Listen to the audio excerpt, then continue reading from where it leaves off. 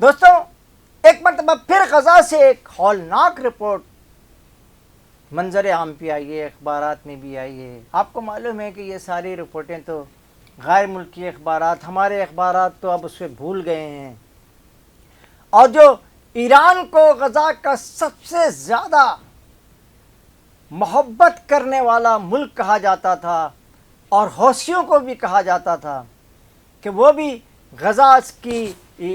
کی وجہ سے اسرائیل پر میزائل پھینک رہے ہیں اور ایران بھی پھینک رہے تھے، آج یہ تمام ممالک صرف اور صرف اسلامی ممالک کو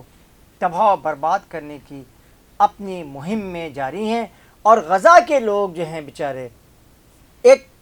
لاش 100 تقریباً 20 لوگوں کی لاشیں نکلی ہوئی ہیں۔ انتہائی قسم کے مہینوں سے ان کی شہادت ہو چکی تھی،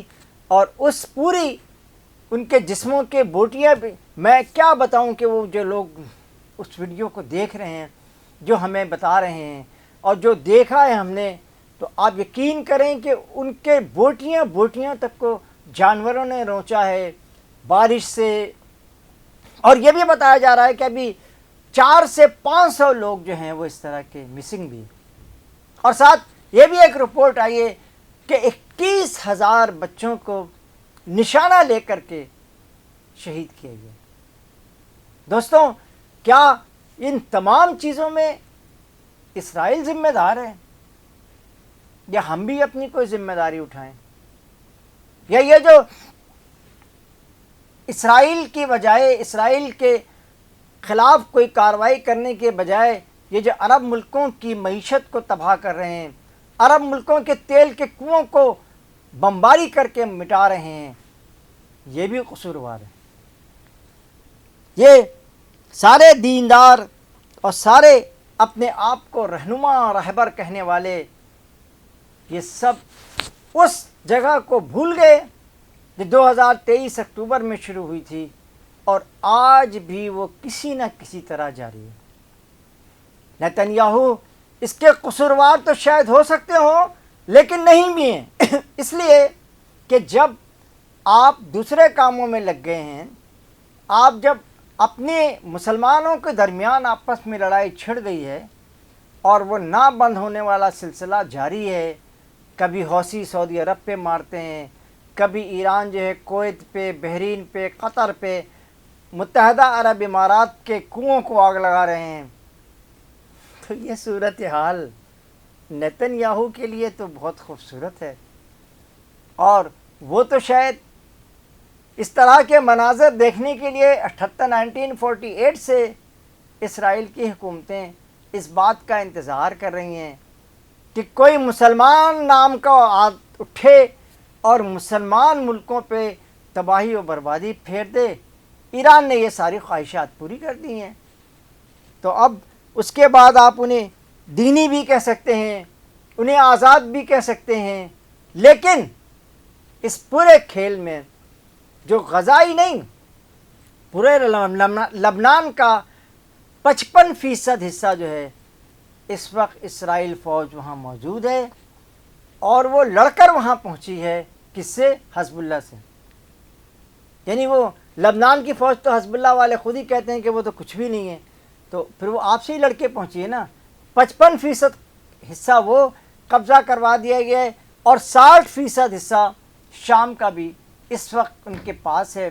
اور یہ ساری صورتحال۔ لیکن اس سے پہلے پھر وہی جملہ بولوں گا کہ میرے چینل کو سبسکرائب بھی کر لیں اور لائک بھی کر لیں۔ اب یہ غزہ سے جو رپورٹ آئی ہے، اس پر بارے میں آپ کو بتاؤں کہ ایک رپورٹ ایک ہفتے قبل آئی تھی کہ 2100 بچے ایسے تھے جن کو نشانہ لے کے بہت قریب سے گولی ماری گئی اور ان کو شہید کیا گیا۔ کس نے ماری آپ سب جانتے ہیں، کسی کو کچھ بتانے کی، کسی کو اس کو سمجھانے کی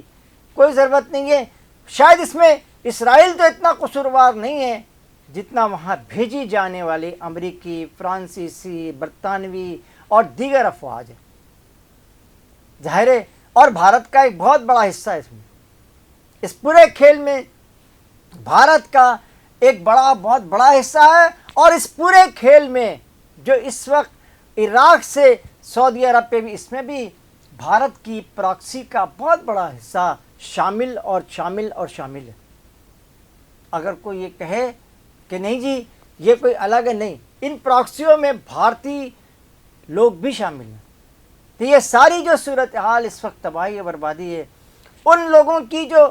شکل و صورت اگر آپ دیکھیں تو آپ انہیں پہچان نہیں سکیں گے، ان کے میتوں کو، کہ یہ کون لوگ ہیں، اور پہچانے بھی نہیں جا رہے۔ لیکن پورا عالم اسلام میں اس وقت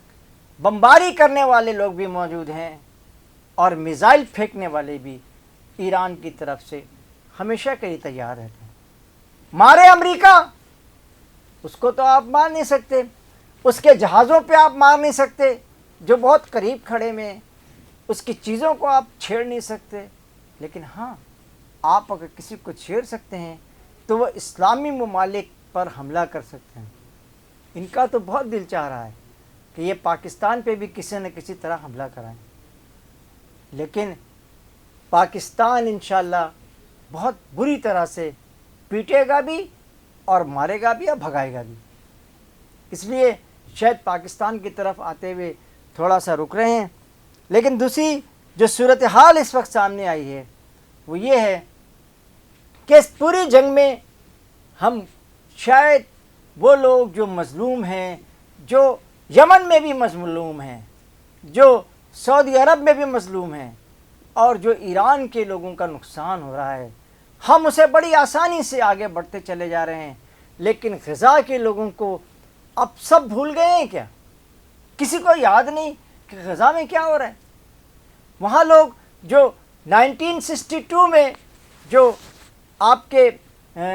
امریکی صدر جب وہاں گئے آئی لینڈ پہ، تو انہوں نے جا کے وہاں اس وقت 1962 سے یہ مسلسل شدید جو ظلم ہو رہا ہے، اس کے پیچھے کون ہے اور اس کے آگے کون ہے، یہ سب اپنی طرف۔ لیکن المسلم من سلام المسلمین من لسانہ و یدہ،